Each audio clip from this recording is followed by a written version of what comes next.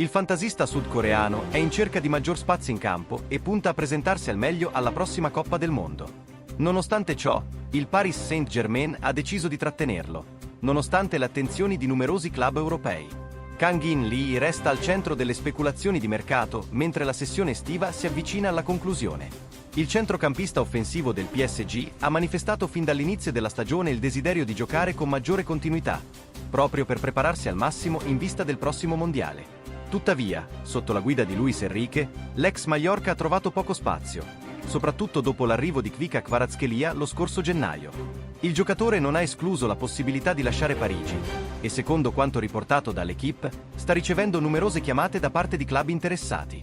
Tra le squadre che hanno mostrato interesse ci sono il Napoli e alcune formazioni della Premier League, pronte a offrirgli un ruolo più centrale e possibilità di crescita. Nonostante le offerte e la disponibilità del calciatore ad avviare trattative, il PSG non sembra intenzionato a lasciarlo partire nell'immediato. Questa incertezza sta creando tensione sia nel suo entourage che tra i club interessati.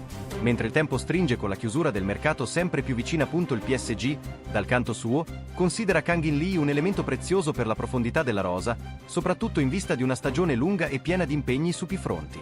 Il club parigino ritiene che, nonostante il suo utilizzo limitato finora, il giocatore possa rivelarsi utile nei momenti chiave della stagione. Per questo motivo, non ha ancora aperto a una sua cessione, nemmeno in prestito. Tuttavia, l'insoddisfazione del calciatore cresce. Dopo aver brillato in nazionale e mostrato sprazzi di talento nelle poche occasioni avute in Ligue 1 e Champions League, Kang-in Lee si sente pronto per un ruolo da protagonista. Il suo obiettivo è chiaro: accumulare minuti di qualità per arrivare in piena forma alla Coppa del Mondo del 2026, una vetrina fondamentale per la sua carriera. L'interesse del Napoli è concreto. Il club partenopeo lo vede come un profilo ideale per arricchire il proprio reparto offensivo, grazie alla sua tecnica, visione di gioco e versatilità. Anche la Premier League rappresenta un'opzione allettante per il sudcoreano, attratto dall'intensità e dalla visibilità del campionato inglese. Tuttavia, nessuna trattativa è ancora entrata nel vivo, proprio a causa della posizione ferma del PSG. Dal punto di vista tattico, l'arrivo di Kvaratskhelia ha limitato ulteriormente lo spazio per Kang-in Lee.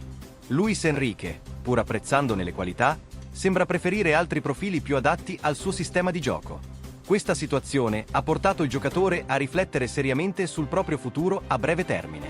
Il suo entourage sta lavorando intensamente per trovare una soluzione che soddisfi tutte le parti coinvolte. L'ideale sarebbe una cessione temporanea con diritto di riscatto, che permetterebbe al calciatore di trovare continuità senza chiudere definitivamente la porta a un ritorno a Parigi. Ma per ora, il PSG non sembra intenzionato ad accettare questa formula. Nel frattempo, Kang-in Lee continua ad allenarsi con professionalità e dedizione, sperando in un cambio di scenario prima della fine del mercato. Sa che ogni minuto conta in questa fase della sua carriera e non vuole perdere un'altra stagione relegato in panchina. Para mais informações, gli azzurri curtis e escreva e tiva notificações.